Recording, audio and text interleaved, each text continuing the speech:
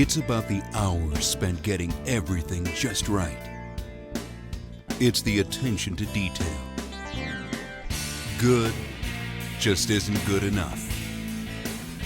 It's the years spent on the water day after day.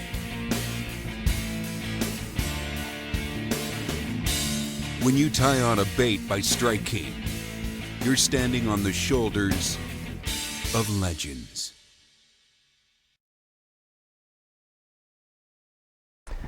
You know, square bill crankbaits, I think for obvious reasons, have become, you know, a go-to bait, something that I've always got tied on.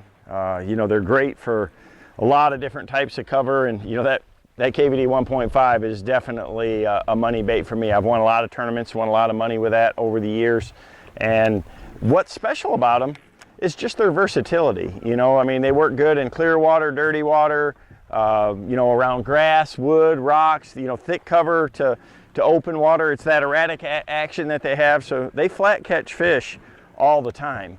And you know, since the original KVD 1.5 came out, you know, we've came out with a lot of other sizes. The 1.0, you know, which is smaller profile, the 2.5, the 4.0 now, which is the latest one, and the 8.0, which is the biggest one. And we've got a 1.5 shallow. So, and I can hint to you too that there's more coming in the line. And the reason is because there's so many situations for that, you know, shallow to mid-range depth zone that you need a bait that you can be efficient with, and that's what these baits are. So, but how do you know, do I go to the 4.0 or the 2.5, or what colors do I use? And a big part of that is water clarity. You know, without a doubt, the water clarity determines a lot of my color choice and size choice. Part of it too is time of the year. You know, if you know the bass are focusing on bigger forage, you know, bluegills and things like that around the spawn, that's when I throw a lot of big profile baits. You know, during that post-spawn period, and that great time for the 4.0 and the 8.0.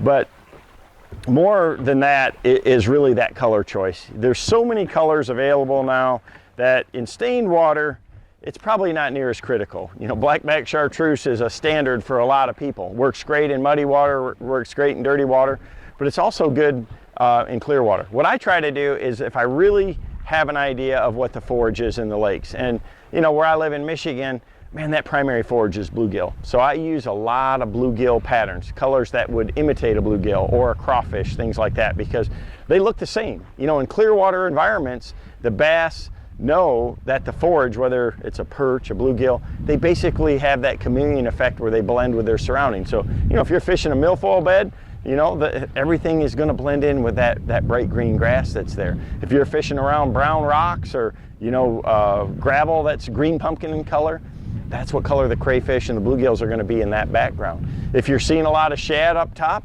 you know what, you can see what the shad look like. So, you know, that's really what I base it on more than anything is the color. And then the profile is about the size of the forage and the size of the bass that I'm catching. You know, if I'm fishing in Michigan in a lake that's primarily got a bunch of 2-pounders, the 8.0 is probably not going to be a good choice.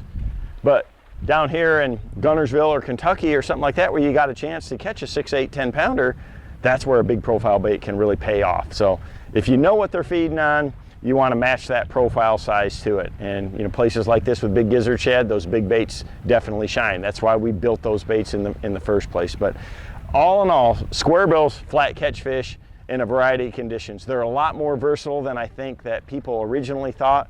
And you know, they're not just a shallow, dirty water, heavy cover bait. They work in clear water. They work for smallmouth, largemouth spots. They're so efficient and so good at triggering bass in that zone. That's what makes them really special. So, you know, that's why we keep expanding the line. We've got a little deeper version now just to help us get us to that next level. But square bills are here to stay, and it's something that I've always got tied on.